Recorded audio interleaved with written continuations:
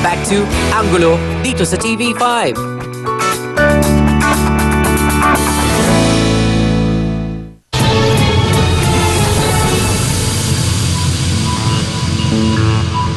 Sa edad na 72, retirado na sa paggawa ng pelikula si Mother Lily at naipasa na niya sa kanyang anak ang pamamahala ng Regal Films. Ngunit abala pa rin siya sa negosyo at sa pakikipagkapwa sa mga lugar na espesyal sa kanya, tulad na lamang sa Taal, Batangas.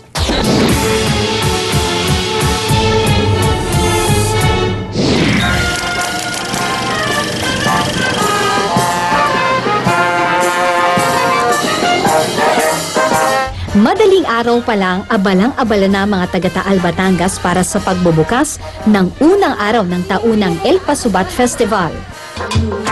At mayroon silang espesyal na panauhing pandangal.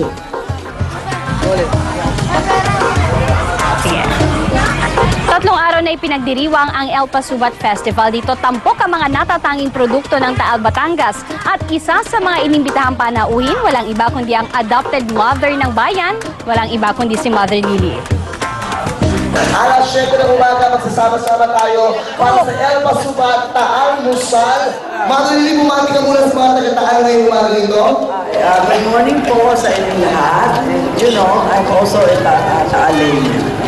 Hindi man dito nakatira, napamahal na raw kay Mother Lily ang bayan ng Taal. Masarap at malinam na.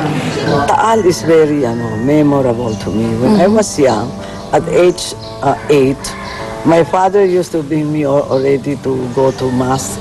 So every year we came here and we also we spend more once a year here.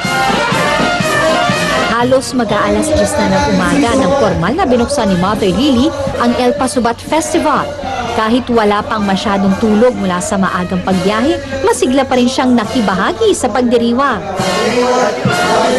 Matapos pasinayaan ng ribbon cutting, dumiretso siya sa opisina ni Taal Mayor Michael Montenegro para magpalamig. Dahil daw sa kanyang pagsuporta at pagmamalasakit sa bayan ng Taal, kahit ang mga opisyal dito, nanay na rin ang turing kay Mother Lily. Malaki ang itulong dito si Mother. Nung dumating dito si Mother, para bang lalong umangat ang Taal. Yes. Isa raw sa rason kung bakit todo suporta si Mother Lily sa Batangas ay dahil kay Governor Vilma Santos na isa sa kanyang mga original Regal babies. Ngayon, nagbibigay si Mother Lily sa akin ng pera at nagpapaaral siya ngayon ng 10 estudyante dito ng full scholarship. Tila isang family reunion ang nangyari sa sandaling pagpapahinga ni Mother Lily sa mayor's office. 30 years ago, what was the first impression? Stricto in the sense, pag sinabi niya, yun na. Yun. Basta't yung ilayo mo lang yung mga landline dahil pag nagalit, ibinabato niya. Nang mauso ang cellphone, every week, nagpapalit siya ng cellphone, ibinabato niya. That's why I cannot afford to buy the expensive. Yeah, that's true. 1,200. Bandang tanghalian na magpaalam si Mother Lily sa mga kaibigan.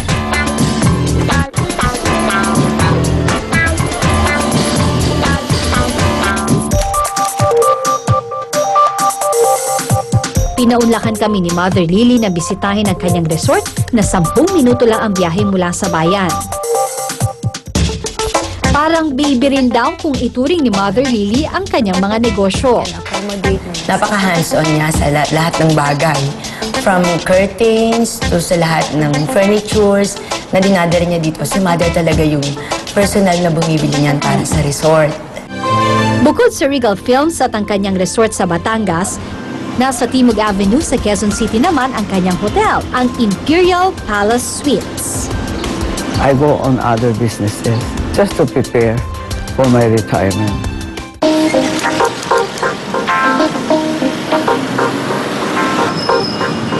Sa bahay na ito sa San Nicolas, Binondo, lumaki at nagkaisip si Lily Yu na mas kilala natin ngayon bilang si Mother Lily.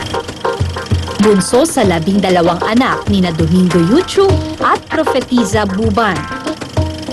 Naman, I feel I'm their baby and I'm also a brat. Mother, paano mo naman nasabi na brat ka? Well, whatever I want, they grant me. Oh.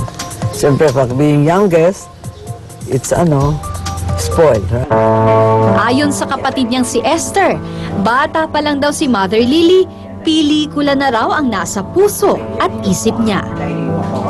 Nung maliit kami, usually we watch movies and then if not once a week, or maybe we made it also after 2 weeks' time.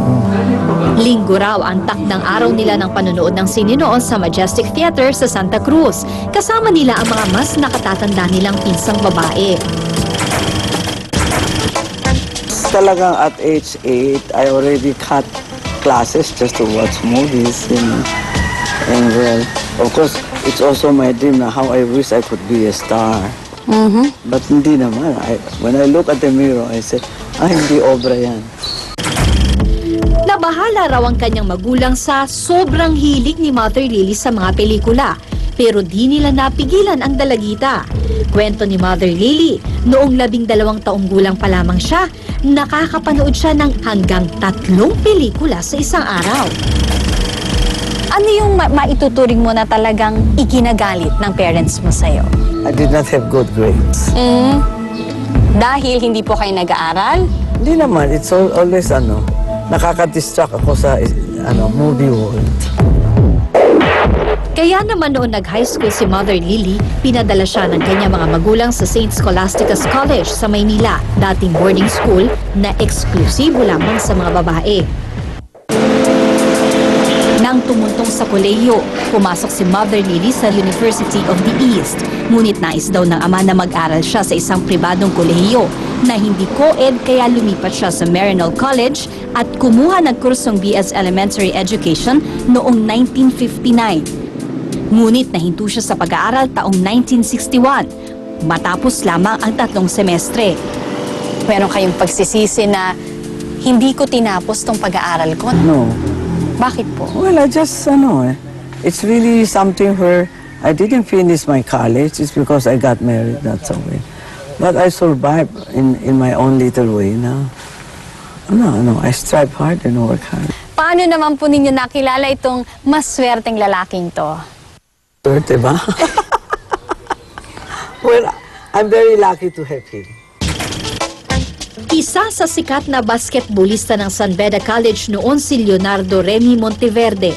Nakilala niya si Remy nang maglaro ito para sa Utraco basketball team ng kanyang ama. Sa kwento ni Mother, tila pang romantic comedy ang tema ng kanilang love story. It was you who courted him. Of course. Wala naman siyang reaction, no?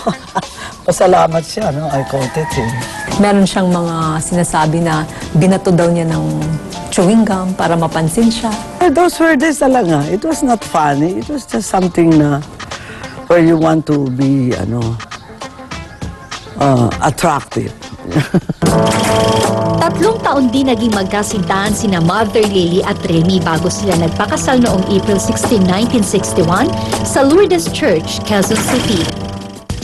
Kahit lumaki sa karangyaan si Lily Yu, wala siyang nakuhang suportang pinansyal mula sa kanyang mga magulang nang pakasalan niya si Remy. Kaya't lahat daw ng kanyang naipundar at tinatamasa ngayon galing sa kanyang pagsisikap. I started as a popcorn operator. Yeah, and I invested 1,500. Mula sa pagtitinda ng popcorn, nakabili si Mother Lily ng pambili ng rights para maipalabas niya ang Hollywood film na All Mine to Give. Nabili niya ito sa halagang 7,000 piso lamang. Pero ang pelikula, kumita ng ₱250,000. Ito ang naging simula ng pagbukas ng Regal Films na sabay nilang itinaguyod mag-asawa. Things happen. It's something na when I have dreamt something, it comes true.